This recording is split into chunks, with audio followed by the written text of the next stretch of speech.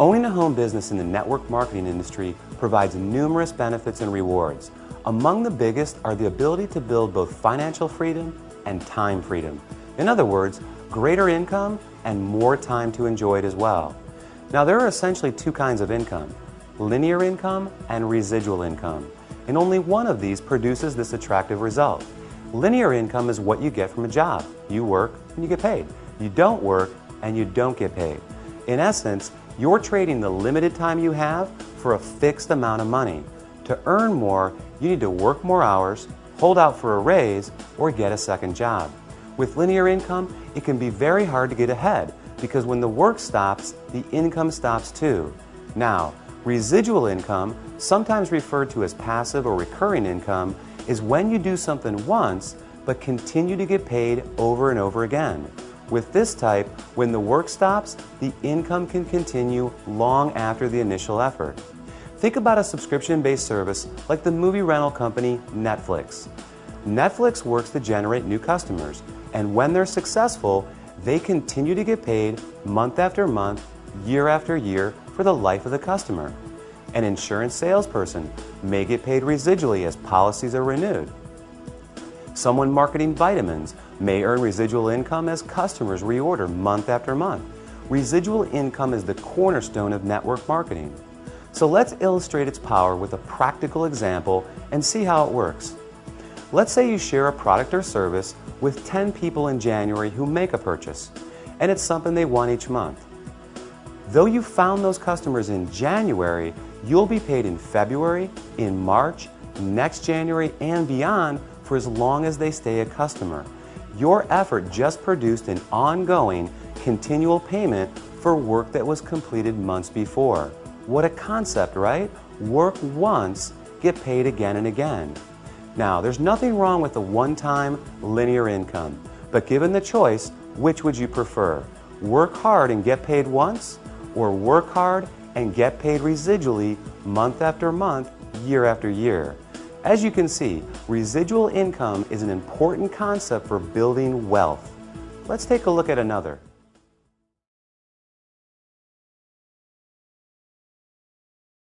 Hi, I'm Tim Sales. This short clip is to answer a question or explain a misunderstanding on two issues in network marketing. Are the people at the top making most or all of the money? And do people who get in at the beginning make most or all of the money? I'll take up the first question. Are the people at the top making most or all of the money? Factually, the answer is yes, and it's also yes in Home Depot, Microsoft, Kodak, and every other business. In fact, try to name any company where the people at the bottom make most or all of the money. If you research corporate executives and owners' compensation of most companies, you'll see that only a few people at the top make the majority of the money. To give you the actual statistics, in the year 2006, the average U.S. worker worked an entire year, including weekends and no vacation time, to earn what the average CEO made in one day. That's according to the Associated Press survey of 386 Fortune 500 companies in 2006. The executives averaged $10.8 million in total annual compensation. At the same time, the average U.S. worker made $29,544. In every industry, only a few people earn most of the money. Another validation of this is in the 2005 U.S. Census report. Almost 70% of U.S. households earn under $25,000, while only 5.8% earn over $150,000. So only about 6% of all U.S. households earn over $150,000. But $150,000 is by no means the top earnings. According to the World Wealth Report by Merrill Lynch and Company, in the U.S. and Canada, there are approximately 30,000 people with investment assets of more than $30 million. Those 30,000 people who have more than $30 million represent only 1/100% of the total population. So clearly, only a few people make the majority of the money in every company, every industry, and even every country. So it is unfair and biased to look at the MLM or network marketing industry and claim it's flawed because the people at the top make most of the money, when the same can be proven in every industry. I'm not giving you this information because I'm complaining that it's unfair. My suggestion would be to not complain about this. Instead, be one of the wealthy. People who complain that the people at the top are making most of the money are either justifying why they have quit trying to be one of the wealthy or justifying why they have never tried. The more important thing to examine is that network marketing compensation plans are designed to reward production. Do nothing, earn nothing. Do a little, earn a little. Do a lot, earn a lot. How else could you possibly compensate workers? Imagine if you and I started a company and we decided that whoever does the least production will make the most money. Would that work? No. That's the welfare system, and it's proven not to work. MLM pays based on performance standards. If you perform to a certain standard, you earn whatever that standard or level pays. If you do nothing, you get nothing. If you do a little bit, you'll earn a little extra income. If you do a little bit more, you'll get a part-time income. If you do an enormous amount, you can create wealth. How many people will achieve the highest standard? However many perform to the standard. An MLM company, unlike traditional companies, puts no restrictions on anyone. An MLM company doesn't say, we will only allow 10 people to earn the top level. They don't look at the college you attended or if you attended one or not and decide what you will be paid. They don't look at your salary from your previous job and use that as the basis of what they'll pay you, as most employers do. An MLM company doesn't even look at what experience you have or don't have. Whoever meets the required performance standards enjoy the benefits of that standard. That is the most fair compensation structure there could possibly be. Let's move on to question number 2. Do the people who get in at the beginning make most or all of the money? In what business does this not happen in? Only one that I know of, and I'll share it with you in just a second. If you work for a traditional company, didn't the owners get in before you? Aren't they earning money off what you do? In the stock market, if you buy a stock at 20 and sell it at 30, are you not making money off the people who bought the stock after you did? If you buy a house for $250,000 and sell it for $300,000, are you not making money off the person who bought it after you did? One of the only industries that I'm aware of that anyone can come in later and make more money than those who came in earlier is the network marketing industry. To prove my point, there are people in my organization, meaning in my downline, that came in over a year later than me that make more money than I do. Isn't that odd to you?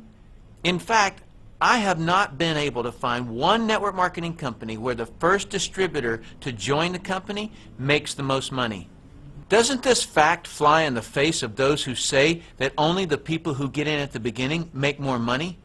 The truth of the matter is that people who earn more money than me in my organization should earn more. They're obviously being more productive at moving products to consumers than I am. So the statement, the people who get in at the beginning make most or all of the money, is true in most industries, but only true in network marketing if that person who got in earlier continues to be more productive than the people who came in later. The facts are, any person can come into network marketing at any time and earn more income than anyone in the company. Is this true in traditional business? Absolutely not. So the statement, people who get in at the beginning make most or all of the money, is factually false.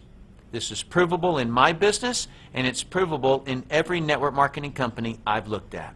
I hope this video clip helps you to separate the facts from the myths. I'm Tim Sales. I recognize you may have seen this industry before. Maybe you've even attempted it. Or you know people who have tried it and succeeded or didn't succeed. I remember a guy when I first came into the business saying to me, I know someone who tried one of those and didn't succeed. He acted as though that should sway me. Of course people fail. People fail at everything. People failed at my high school. The absolute worst thing you could do in your life is compare yourself to people who fail, because you don't know how they approach the business. Did they come in and do it as a profession? Or did they come in and do it as a hobby? My point is, you cannot objectively look at someone's success or lack of success as a determining factor of what you'll achieve. This business is just like everything in life. It is what you make of it. However, it does have something extremely unique about it. I was speaking with a gentleman just the other day and he said to me, "But Tim, the average person can't do what you've done." I asked him, "Yeah, but could the average person have sponsored me?" Visualize this. Let's say there's a very average person named Barry Average, who himself doesn't believe he can build a $25 million company. However, because of his tenacity, he sends this video and some product information to someone who is a business builder named Tom Producer. And Tom Producer builds a $10 million organization within Barry Average's organization. See, you only have to be good enough to sponsor a Tom Producer. Barry Average then learns that if he's tenacious and if he just does that enough times, he'll find another Tom Producer. Then one day, Mr. Average, he's not Barry anymore, he's Mr. Average, wakes up and realizes something. He's a Tom Producer, and he always was. That's why this is the greatest business in the world, because it allows the Barry Averages of the world to realize they are the Tom Producers of the world if they just have tenacity. Hands down, the personal growth rewards exceed the financial rewards by a long shot. I hear people all the time complaining that they're too busy or don't have enough time. People act as though time owns them instead of them owning time. What do you mean, not enough time? That's the only fair component in the equation of life. See, not everyone starts with the same intellect. Not everyone starts with the same amount of money. But everyone has the same amount of time in a day. Have you ever noticed that there are people who, with 24 hours, earn $10,000 a year? And there are people in the same 24 hours who earn $10 million a year? Let me explain the difference. I've heard people say this phrase, "It's easier to just do it myself than try to get other people to do it." Whenever I hear that phrase, I know that person just nailed their feet to the floor. All they can do is expend their time, not invest their time. Here's a secret. Wealth is hidden from those who must do it all themselves. Wealth exposes itself to those patient enough to train others. When you understand the power of educating and empowering others so that you get more done, you're truly on your way to wealth. Now, with that understanding of the importance of training others so you get more done, look at network marketing, and you'll see why I call it brilliant compensation. In network marketing, you're actually making yourself unimportant to the creation of your income. Because in network marketing, what you teach and train others to do is duplicate what you do, which is to find and train others. This is actually multiplying you, because you're teaching them to sponsor and train other people. That's why I say, next to your spiritual growth and your family, there is nothing in the world you can do that will reward you better than investing your time in network marketing. Let me illustrate something to you that is so profound. What's the maximum number of hours you could work in a day? 24 hours, right? So if you didn't sleep all day, you could work 24 straight hours. What if you didn't sleep for a whole year? You could actually work 8,760 hours in 1 year. But that's the maximum number of hours you could work in a year. Now, I want you to remember back when I explained to you that I have 56,000 people in my organization worldwide. Well, let's suppose that all 56,000 people work just 1 hour out of a year. 56,000 people times 1 hour each equals 56,000 hours of work that I'm being paid on. Well, for most people to earn on 56,000 hours of work, they'd have to work for over 6 years, 24 hours a day without sleep to put in the same amount of hours that I could in 1 hour a year. Let me throw in something really ridiculous. Suppose all my 56,000 people worked 1 8-hour day in a year. 56,000 people times 8 hours is 448,000 hours I'm being paid on. Well, it would take most people working over 51 years, 24 hours a day, to do what I could do in 8 hours a year. 8 hours in 1 year versus 51 years working 24 hours a day? Doesn't seem fair, does it? It's definitely not fair. What's not fair is that you haven't understood this until today, and other people have. But now that you understand it, take responsibility for it. Don't go running and try to create reasons why you can't do this. You can do this. I don't say any of this to impress you. I don't need to impress you. This is an educational-only video. My purpose in creating this tool is to contribute back to that woodpile that so generously gave to me. I say all of this only to impress upon you that the difference between the wealthy and everyone else is leverage. You've got to understand that. And nothing gives you, the individual, leverage in such an ethical way like network marketing can.